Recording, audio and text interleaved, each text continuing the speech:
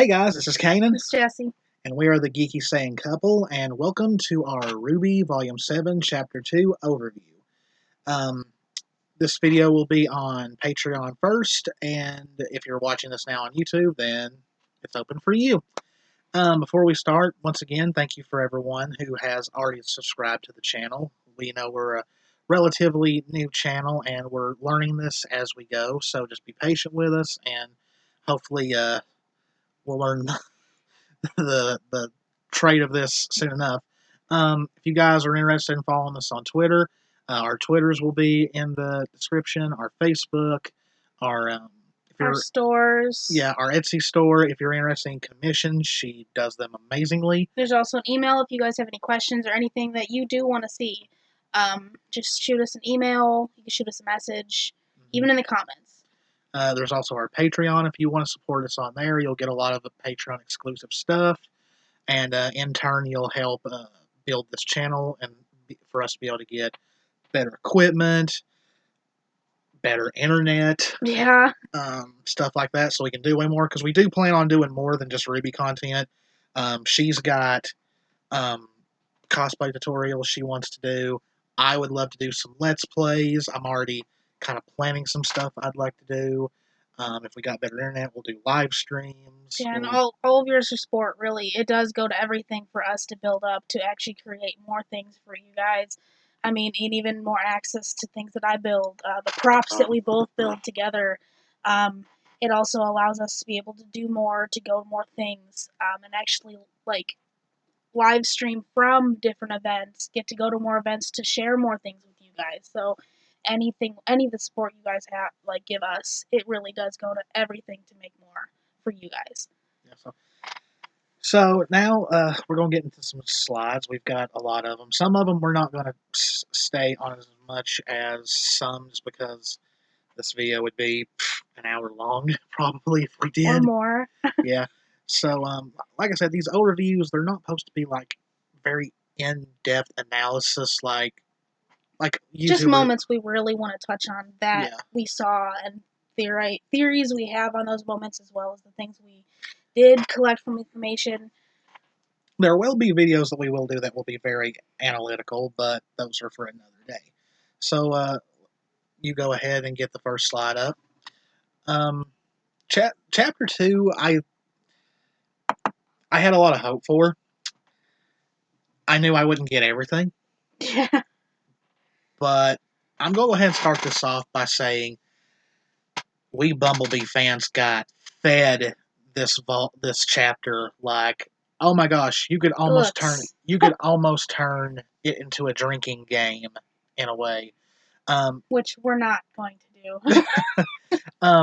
But I was hoping this would be the episode we got the new outfits in. Even before our reaction, I say the one thing we both were hoping for were the new outfits. But then I saw the playtime around the same playtime as the premiere, so I was like, yeah. And they teased us, but then didn't get it. So starting off, everyone is arrested. We have RWBY looking worried. And it's almost like you see everyone from, as far as on this side of the cab from RWBY's perspective, you got Ren being Zen. You have got... Everybody called this. Yes. The last one, she's just sitting there staring at them. And then this one, it really showed she was legit trying to get out of them. She is legit being feral right here. And John just looks mad. He just looks so mad. Crow just looks, again. I've been to jail before. This ain't nothing. Then you have RWBY looking at her team. Okay, this is the first one. I was like, ugh! So, here Blake should probably be scared because she's a Faunus in Atlas who's just been arrested. But yet the only one, like, she is more concerned about Yang. Because, like we said in our Chapter 1 overview, Yang was bouncing her leg like people do who are anxious, anxiety, just all that. So this is, a little sweet, her being more concerned for Yang than herself, potentially. Yeah. So I thought it was, once again, Blake being hyper aware. Oscar, once again, wishing he had never left the farm. He's probably hoping his aunt doesn't find out about this. And Weiss, like... To me, she's hoping she doesn't go back to her father. Yeah, that's what she is mostly scared of right here. And someone's going to make a crack video, and it's going to be like, I didn't want to come here even in the first place. Yeah. Then we got Mr. Exposition here. The guy that we're going to learn a lot of stuff. So he gives us a little bit of information on the Aesops, how they're Ironwood's, big, special team. And he, there was a slide of that I can't. I love Nora's that face. Like, no one is impressed with this dude. Like, none of Nora's face captures all of that. Right, like Nora's like, and you got captured too. And it turns out that the dude got arrested for throwing a brick at the ship.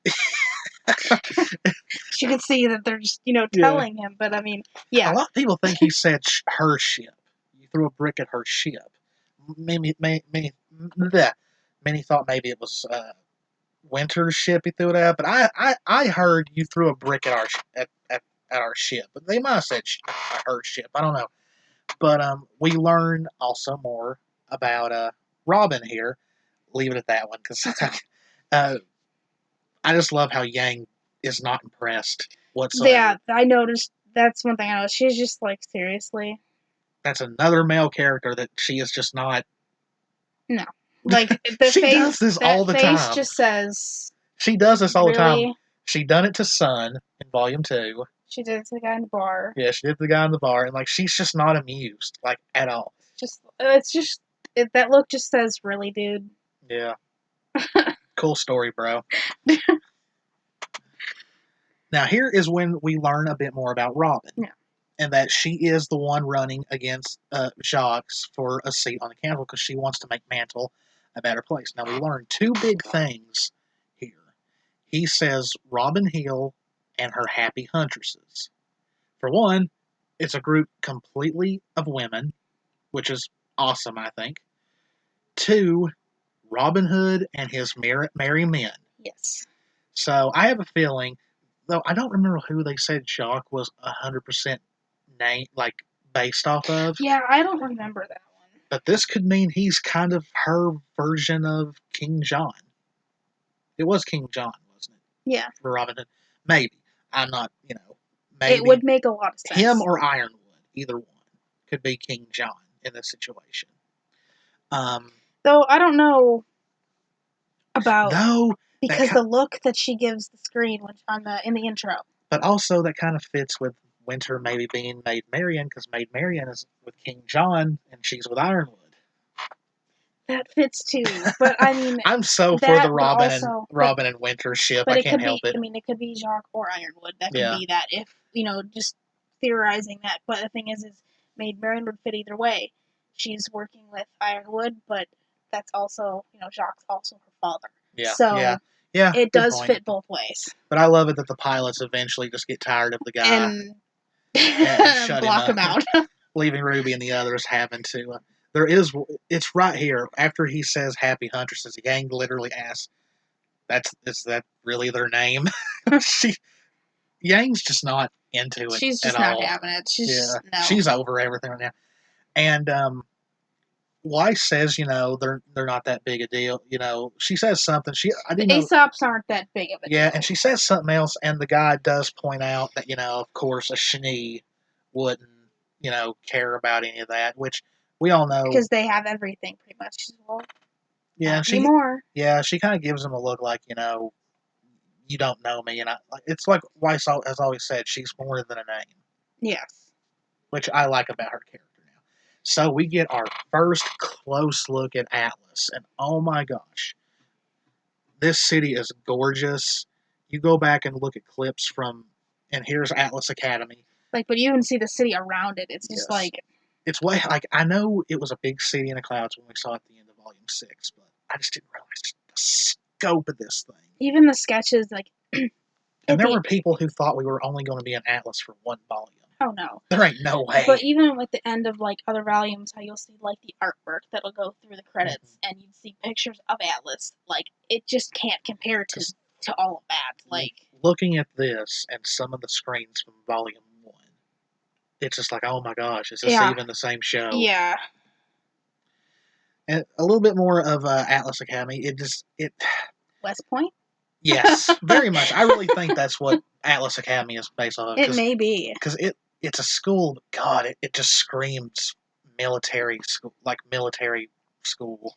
Like military structure, like yes. It's not necessarily. You got soldiers outside. Yeah, and I mean it's not necessarily like all the schools they're hunters and huntresses, which is kind of similar, but it's Atlas would have a military style school, but it would probably be for hunters and huntresses, but also for anyone that wanted to split off to military itself. I think they did say if you join Atlas Academy, you automatically join the military. I don't remember. We'll have to look into that. I think that's what it is. I don't know. If not, it would be split into two: huntresses, hunters, and then military end of that. So. And here's everyone just looking up. They're pretty much like all of us. Wow. Yeah. I love this because once again, it's the Blake and Ruby interaction that we wanted. And it's just a cute little, we'll follow your lead, Ruby. And I like that. I just thought it was cool. I just did. And here's Penny again, pretty much being the left hand of Ironwood, where Winter is the right hand. Yeah. So here we finally get to see Ironwood seeing everybody, and at first he doesn't look too happy. I was like, oh boy. But then the looks in his eyes, it changes. Yeah. Like I wanted this so bad. I wanted to see Winter and Weiss together again, and I love the look on Winter's face. I really do. And we have to have another silly Nora moment. She pretty much says, "Can we get a help with these?" And Winter says, automatically just snaps up and goes, Yeah, she says, you have 10 seconds to get those off before I start hurting you, and I love this. A lot of people were worried that Ironwood and Winter were going to treat them like fugitives or prisoners, but no, they get the exact opposite, which I really enjoyed. So Ironwood says that he's very happy to see them all, which Yang points out, the welcoming committee wasn't the best, which Ironwood does apologize for. As they're walking in, I just love the fact that as he's giving, he says that he's pretty much addresses that he understands that's the cost he was making, and Crow rolls his eyes at him. He's just like, typical. Yeah, typical James. I love this shot just because Penny has literally become like the other hand of Ironwood in a way, which kind of worries me for her in the future a little bit. Like, what do they exactly have planned for Penny?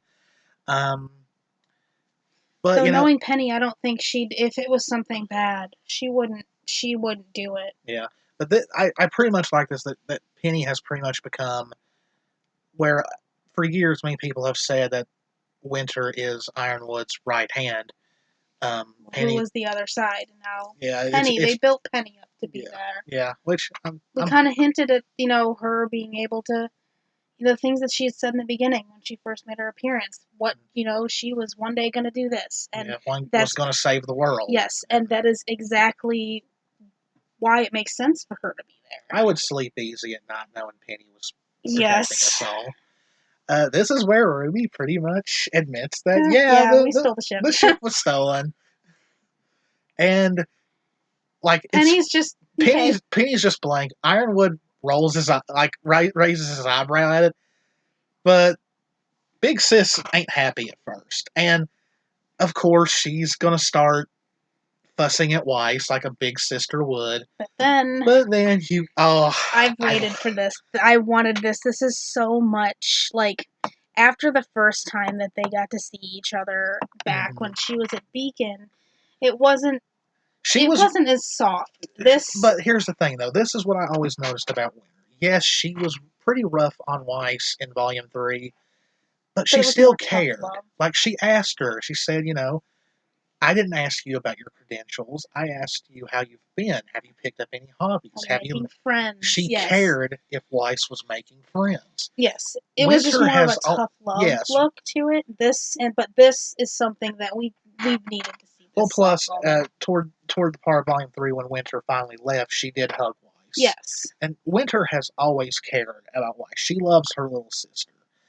She just had to get away from her father. And the military, she saw, was the only way out. And now, Weiss saw Beacon as her way out. And now, with actually being able to actually work with her sister, this is just further pushing that she's just going to follow Winter.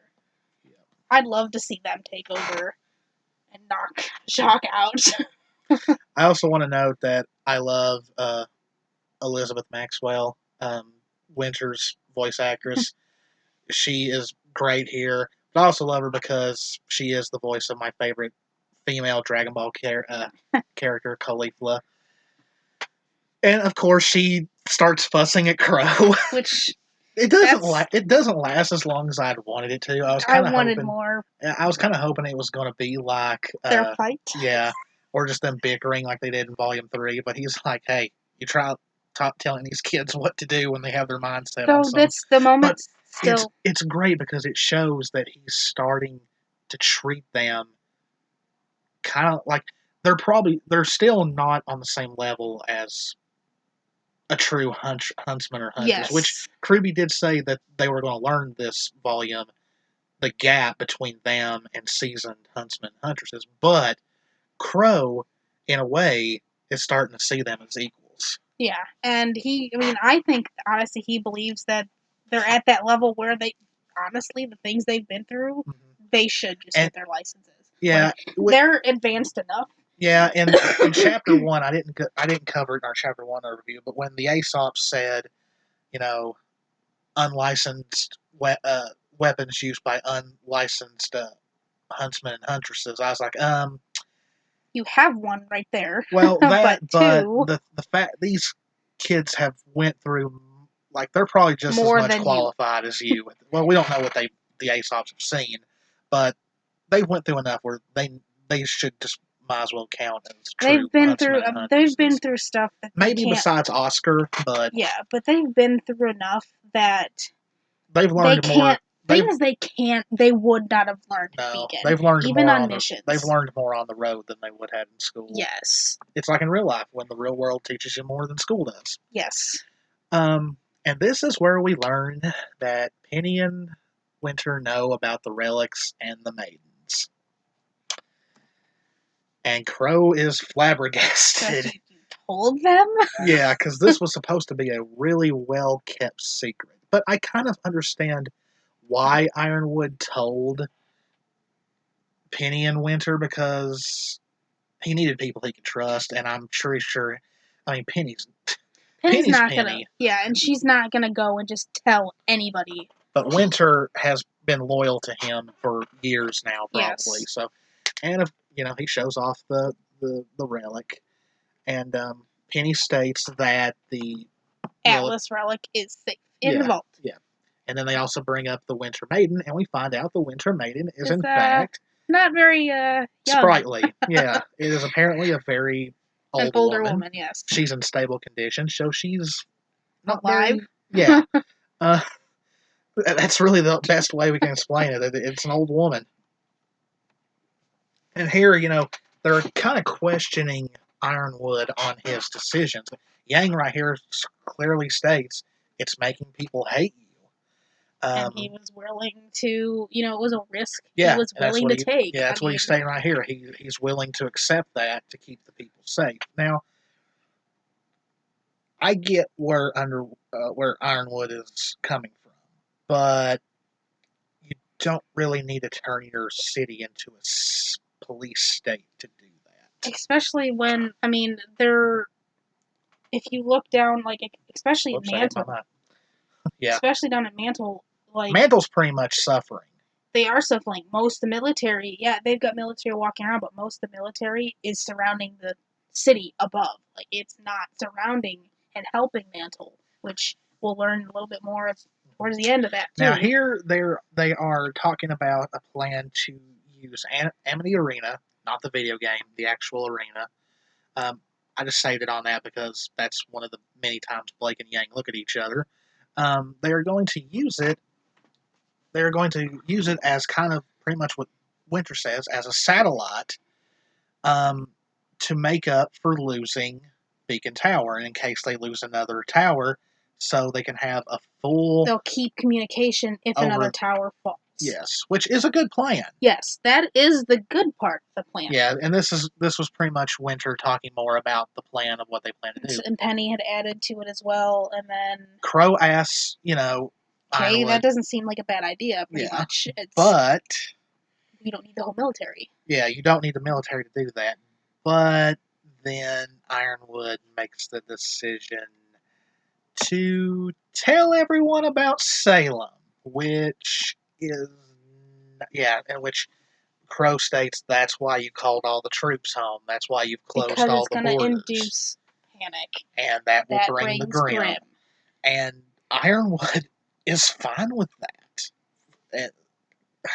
He thinks they're ready. No, because he doesn't know a particular secret that we learned in Volume 6. Yeah. Which we'll get to here in a minute. And the fact, though, that, he's like, well, they'll be ready and prepared for the, the induced panic, because panic comes and panic brings Grimm. But here's the thing. Panic's going to cause war. And it's also going to, it's going to bring Grimm, but it's going to make things 10 times worse, because once people see the Grimm, that's going to induce more panic. And they're going to turn on Ironwood and the Atlas military because they let it happen. Instead of protecting them. It's going to create another great war. And as Thomas always says, Ironwood needs to learn that strength does not bring victory. And now we get something that we were all wanting to know how it's going to go down. And that is Ironwood finding out that Oscar is the new Ozpin. And he actually, despite how things ended in Volume 3, he was actually happy to see that Oz is back. Yeah. But then Oscar's just like, wait a minute. Yeah. not quite. He does fill Ironwood in on that Ozpin's gone. And he makes the comment that that's not normal. So, here's the thing. Did Ironwood meet Ozpin when he was in one of his other lives before he met the one that we met in Volume 1? I think he may have. Yeah, because that's what this is kind of insinuating. Because maybe Ironwood's... or he knows about it. That, or like, part that he's pretty much half robot, maybe extended his life a bit more. I've always wondered that, if that helped him. Now, here's the first part where Ruby starts not telling the full truth. And that is, she tells him that Ozpin's been gone since the train crash. Which is not the truth. Not exactly. Because he was still there. He was still there, but... Yes. Go on even more. She explains that the Relic of Knowledge can ask 3 questions, which Ironwood does state that he knew about. He knew, but... She states that all the questions are used up, when really there's only one. And Blake and Yang look at each other like, You just lied. Yes. Now, I want to state something, because there's a lot... Go ahead. There's a lot of people that have a problem with Ruby lying. Here's the thing, though. And please remember, I'm going to tell you guys this right now. I have a psychology degree. I have my bachelor's degree in behavioral health. Ironwood is such in a bad mental state, paranoia-wise. If she were to have told him the truth right here, they would have already had a new villain to go against. Because I really think Ironwood would have lost it. That, or they would have rashed and used that last potential question they had for any information that could possibly help them. He straight up would have wasted it to ask Jen how to destroy Salem. Yeah, just for her to tell him. Yeah. But the thing is, the whole theme of this volume, Miles and Carrie said, was them finding out people they thought they could trust they couldn't, and people they thought they couldn't trust they could. So Ruby's kind of playing it safe here. Because I have a feeling after hearing his plan, I don't think she fully trusts that knowledge to Ironwood yet. Now, right here is kind of heartbreaking because he does give the lamp back and says he wants it with people he can trust. RWBY already just lying. I'm sure that she's kind of conflicted inside. One thing is I kind of speculate there's a slight chance he may know that she lied. Yeah, I think he does. But he gave it back anyways, because he knows everything they've done so far. It's, they needed to be trusted that, they've done whatever they had to get somewhere, to make things happen, to change things. So I know, thing is because I've seen a few things about, well, maybe it's Ironwood they're not going to be able to trust anymore. No, it's already been proven that in the past that they were already pretty much trying to be led to probably not trust Ironwood. Yeah. So. And I love this. This was a little bit before, I think, but Oscar looks at RWBY when she lied. And this is more or less when she lies about Ozpin being gone shortly after the train crash. This one, however, is after she's lied about the questions. Oscar's not happy with that. And you can see that RWBY notices he's not happy. But here's the thing. Oscar doesn't know Ironwood. And in this video, because Oscar's still a kid. Kids are very impressionable. And it seems like, the whole, Ironwood telling him you're safe in Atlas, we'll work together to get Ozpin back. And Oscar was very welcoming of that, and he seemed like, that he might actually like Ironwood already. He doesn't know Ironwood. He doesn't know how Ironwood is, so it's kind of it makes sense that he doesn't agree with lying to him, because he feels like this is a guy who they can definitely trust. Yeah, but also Which, don't think I'm knocking on Ironwood. I like Ironwood. I do too. But he's also a paranoid military leader. So, and paranoid military leaders are dangerous. But another thing is he gave the looks that he's given RWBY, but he's also learned in the last volume that he doesn't have a reason to not trust RWBY's decisions. Mm-hmm. So I can see there being a little bit of conflict in his mind. Okay, why is she lying? But another part of him might be like, okay, well, if she's lying, there has to be a good reason for this. And he's come to start to realize that from where he started out. So far, I see him being only the one that really will truly have a problem with her lying. I'm sure Weiss, Blake, and Yang will ask her, and she'll give her explanation, and they'll accept it because she is their leader. She's never stirred them wrong before. But I could see this potentially being a wedge that's done between... Because RWBY has, up to this point, been kind of a mentor a little bit to Oscar. So, who knows? We'll just have to see how it goes.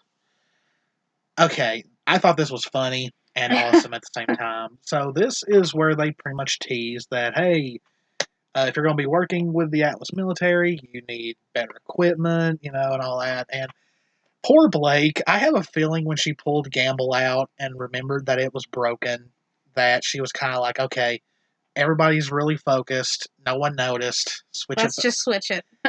And here, Ironwood calls her out in the middle of So she gets embarrassed, but everybody posted about this. The bottom picture is now my header on Twitter because I love it so much. The only one she really looks at as far as being embarrassed around is Yang, and Yang gives her this cute little smile that, I'm sorry, it pretty much reads, aw, she's so cute. She thinks nobody noticed, you know.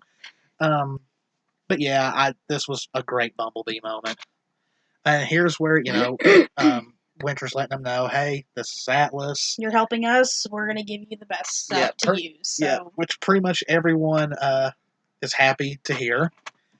Yeah, Sarah? Exactly. Yang is like ecstatic. So is Nora. Like, And John looks like ready for this too. Like, yeah, because he's like, man, I really need some new stuff. It was noted, someone zoomed in on it, that Blake perks up a little bit here and that. Her ears go up, though a lot of people say it was her reacting to Yang being happy, but it could be either one on that one. Probably both. Then we meet back up with the Aesops. They apologize for the misunderstanding. This little part made it seem like they might not be such bad guys. I love this. Yes, poor RWBY. This and the next couple of slides, I wanted to point out is RWBY went through the ringer the last 2 episodes. She got steamrolled by Penny. This is how, in which I love her already. Her name's Elm. She seems like she's kind of like, if any of you watch She-Ra and the Princesses of Power, she's pretty much like Scorpia. She's very lovable. And gets excited. She even talks about how if they hadn't made a mistake, they could be all having fun over a hot meal right now. So I guess they're kind of going the route that she has an appetite. Yeah. And I thought this was cute. The White Rose shippers had a field day with this, but it's just like, poor RWBY. She's just having a bad day. And everybody's like, how in the world did Weiss spin her that fast with just her fingers? And looks like that's all. There was one slide that I completely failed to remember. And that was, there is a board in the Aesops thing. It's this one. Yeah, what happened to that one? Oh, it got bigger when I switched the slides out. Oh yeah, that's right, because we had to make a whole other. A lot of people love this. And this refers to things that I've said, like, to keep from spoilers in the first one, but I like him. I don't know why, but then again, also, he's a dog. Like, he's like a husky wolf. He has that kind of tsundere kind of attitude. You know, it looks like we're teammates now. Not that I'm happy about it. And then his tail starts wagging. Completely proved he could. Thing is with him, he could never, like, he's never going to be able to lie. Yeah. Like, that tail is going to tell everything. Yeah. Now, apparently, like we said in the chapter 1, when his name is apparently Marrow. It's Marrow. I don't know exactly how it's pronounced. I'm just guessing. I love Blake's reaction to a canine faunus. She's like not very sure. I mean, come on, look at her reaction. Because why? Yeah. Now, I use this just to point out, yes, they did mess up here. Blake has her jacket back. It'll be fixed in the Blu-ray and DVD, I'm sure. But, I mean, every volume has a little goof up somewhere, yes, here and there. But I just thought that was funny. Everybody was like, Blake's jacket's alive. They finally gave her a coat to be warm. Now, okay, I'm going to talk about two things on this. First, the thing in the background, then, of course, Harriet. The board in the background, somebody was able to zoom in, and it has some very interesting things on it. One of them is about a bathroom being destroyed. Now, we don't know whether it's been legit destroyed or it's been, someone went in and destroyed. Yeah, destroyed it. In other contexts. Another is Penny is the employee of the month. So, yay. Another one, though, that was very interesting was an election party is coming up to see, I think it said the results for Robin Hill versus Jacques Schnee. And so we're all saying, ooh, an election party, huh? Could that be our Atlas Ball? At least some kind of party, maybe? Yeah. Now, this character, she's called Hare by one of the other members, but her full name is Harriet. she's obviously, like, we still don't know if she is a faunus. We do not know yet if those are her ears or if that's just her hair. We've not seen if she has a tail yet or not. A lot of people seem to believe that she is a rabbit faunus. I like her already. Yeah. I have a feeling that I think in the intro it kind of maybe showcased that she might have a speed semblance as well, maybe. And I'm just going off of that because, Harriet, she's obviously, like I said, they are based off the Aesop's fables, so she's probably based off from the tortoise and the hare. Yeah. So I'm guessing she would have a speed-based semblance, maybe. So maybe her and Ruby will become like speed rivals. I think I that'd could be see funny. them racing. And the dog faunus, he's more than likely based off the boy who cried wolf. Which would make sense for the tail. Yeah. This little interaction, everybody like just exploded. And it's over this little hug between Crow and Ironwood. Now, Crow and Ironwood have been shipped before for a while, but I think everyone that ships this ship was like, "Oh my god!" Like even Erin said she ships it now. If you like, it's so funny. Poor Erin. She was at a convention, and she was there very late, so she wasn't able to do her live reaction to Chapter 2, but she did watch it, and the next morning she did a small little recap. And when I say small recap, it was small. The only thing she talked about was Bumblebee, because she said it was just so cute that they kept looking at each other. they kept looking at each other. She loved the Weiss and Winter interaction, and she loved this and said she ships it now. So this ship has Aaron's seal of approval. One more thing. There is a theory going around that a lot of people think that when they hugged, Ironwood put a tracking device on Crow. I've not seen that theory yet. Yeah. I'd like to think not, but yeah, I mean, you would think. But, hey, military. Well, another thing also with the whole, with the Crow shipping thing, back to with his interaction with Winter, even from their first interaction when we first saw them together, I still think there was something, even if there was something there, like, there's too much there to not have them be that way. And this was funny. I wanted to show this because of a few things. Like, the two on the left, it's to show how tired everyone is. You guys have got to remember, most of the events at the end of Volume 6 and this have all taken place within the same day. They are exhausted. Please, let them take a nap. Yeah. Please.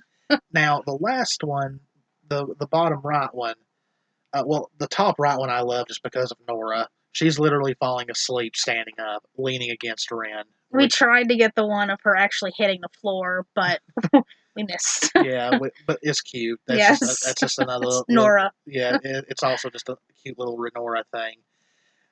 The bottom right one, a lot of people are worried that because Penny says it'll be just like Beacon again, people are wondering that something's going to happen to Penny again. Whether it's her getting hacked by Watts and him using her against them or something like that, which is potential. I mean, that's could be a potential threat, but I just don't know if they would bring her back so soon to get rid of her again. No, I don't think so.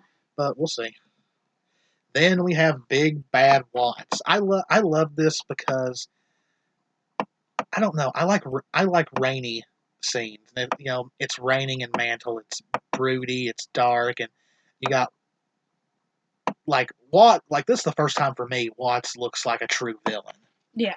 Everybody was talking about his stylish jacket, and the thing in his ear is, of course, a communicator. He's talking to Tyrion. He's telling him that they don't need a single hideout, that they need to stay mobile, which Tyrion really doesn't care for. But he states that the codes up in Atlas have been changed, but none of the code in Mantle has been yet. And he's the one that helped write that. Yes, so he's wistfully walking through traffic. making cameras go out, making the blockades come up. Yeah, he's already got control pretty much of Mantle in a way. And then we see big bad Tyrion. The jacket is back. Everybody wanted that jacket to come back. Everybody loves his jacket. And he's walking out of a building, and something not so good happens. We see a pool of blood. A lot of blood come from underneath. Now, there was a theory going around that he killed Pietro. But the problem with that is this door leads out into an alley that does not match the front of Pietro's building. Either side of that building. No. And we've looked extensively, like the two sides that you can see in the angles of when everyone's walking up to before they first meet him, that building does not match. There is no alleyway close enough to any side of that. And I've heard someone say, well, maybe it's a back door. No, there was no back door to his. If you look from every angle of the office that we could see of his, there's shelves and equipment everywhere. Yeah, There's no way. It was a small office. Very really small. It's not like it was a big room to actually have a way back. Yeah, so this is like apartment, yeah. shop, like in little back shops and alleys. There was also in chapter 1. There was another article that was on that wall that said that a member of the press had been slain. So many are wondering if it was Tyrion. It depends on how long Tyrion and Watts have been in Atlas. Another thing is, people asking where's Neo and Cinder, but people need to remember in Volume 6, the Cinder and Neo stuff was not happening at the same time as all the stuff with RWBY. Because you gotta remember, guys, Cinder woke up pretty much 2 weeks after RWBY and them got on the train. So it wasn't all happening at the same time. They're quite behind them.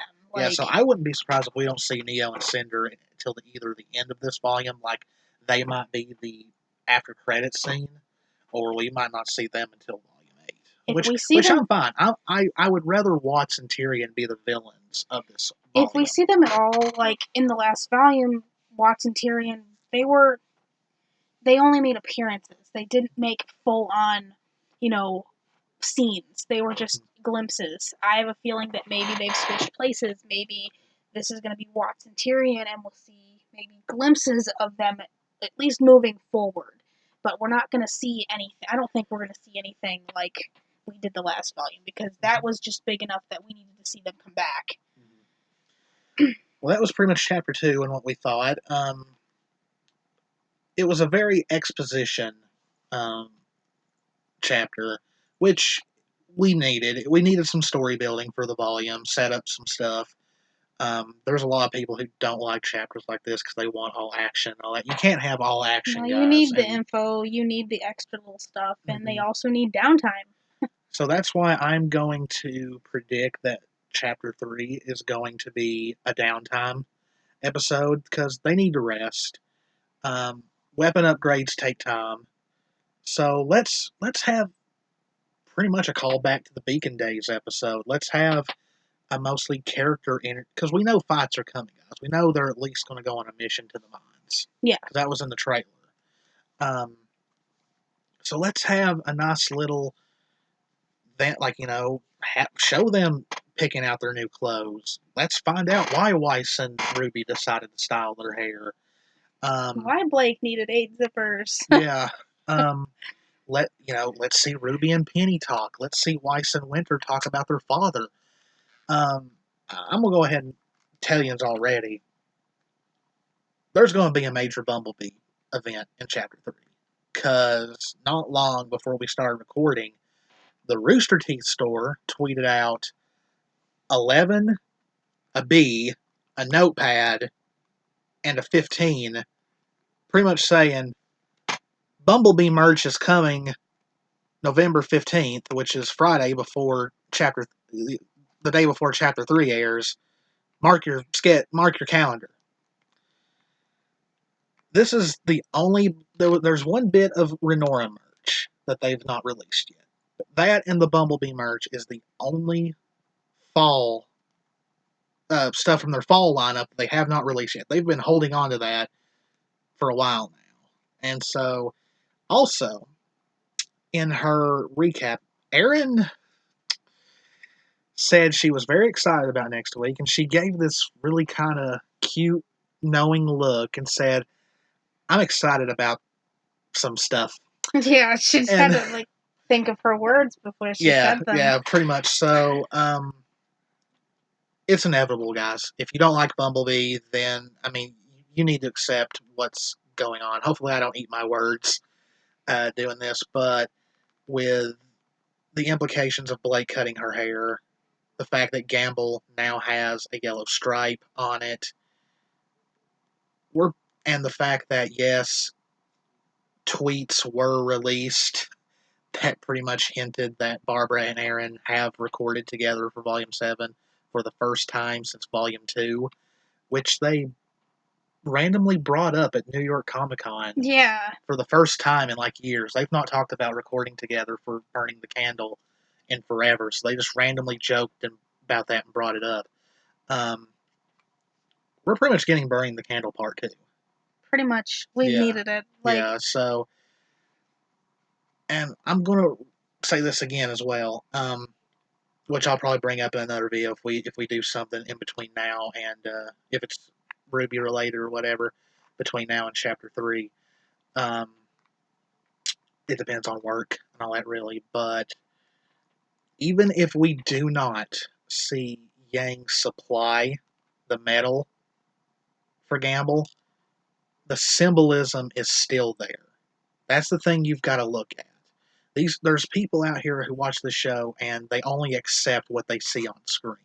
You've got to think outside the box. That's what storytelling is. It's like reading a book. You have to read in between the lines as well, because there's a lot of stuff that's not completely put there, but they've talked around it, and it's supposed to just kind of generate, like, you're supposed to kind of, like, again, read between the lines. It's supposed to be implied that it's there.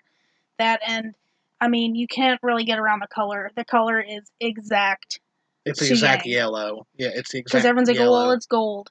I understand the symbolism of what that kind of was going towards for the fix, but the thing is the fact that it's not just gold. Okay, if it was gold, it would look like Jean's armor piece edges. Like, that is gold. This is exact yellow to Yang, so there's really no way around that. And Yang is pretty much the yellow of Team RWBY. Yes. So, I mean, it can't relate to anybody else. No. And the fact that Miles and Carrie and Ruby hit it at RTX when they showed the art for the new outfits, and the fact Anime Arena hit it in the art for their Volume 7 outfits in the game, and they admitted to me on Twitter they hit it. Yeah, they wouldn't have hit it if it wasn't a big deal. And they actually called it a spoiler. So yeah, it was giving something away, and that is definitely something. Like, if you have to hide something in the art, or in the concepts, like, or in game stuff, then yes, there was a reason for it. It was a spoiler for a specific reason, so. Well, I think that's really all I've got to say. You got anything to say? Mm-hmm. All right, well, guys, I hope you enjoyed this. Do we have anything planned coming up this week besides Chapter 3? We've talked about doing some other stuff, but if we have the time, we may put something else up. We may do some shipping stuff. We may, and it may not just be RWBY. We've got a bunch of other things, but we may do some stuff in between as well. We want to get some more stuff up on the channel. Now that we've actually got the equipment to make things. Just it might take a little while. Be patient with us if it's a little slow, because our internet's really bad. Yeah. So it took me forever to even get the first videos to completely render before I could actually submit them to be on YouTube or make the videos to put them on Patreon. It's internet's slow. Yeah. Like I said, all the support, the more patrons we get that you guys to support us, we'll be able to afford faster internet, because we live in the middle of nowhere. So yeah. Internet's kind of, it's very select on what we can get for internet out here. So, and the good stuff that I know we could probably still get is quite pricey. Yeah. But anyway, Yeah, I think we probably will do something later in the week. Not 100% sure yet. If you guys got any ideas on what you'd like to see, we're open to anything to do. Um, but until then, we hope you enjoyed. And if you did like it, leave a like, uh, comment, subscribe, hit that notification bell, follow us on Twitter. Um, if you would love to support us, our Patreon link's in the description. And we'll see you guys next time. See ya. Well, Bye.